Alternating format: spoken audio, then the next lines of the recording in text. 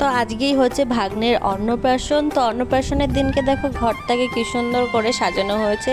যেহেতু বাড়িতে অনুষ্ঠান নয় তার জন্য বাড়িটা কিন্তু খুব কমই সাজানো হয়েছে, জাস্ট গেটটার ঘরের ভিতরে কিছুটা। গেটটা কেমন লাগছে অবশ্যই তোমরা দেখে জানিও।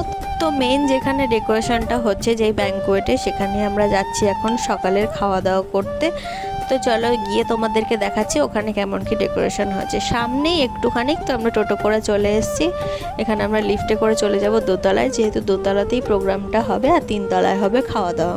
তো দোতলায় দেখো ফার্স্টে উঠে চলে এসেছি। এখানটা কিন্তু পুরোটাই এসি হল।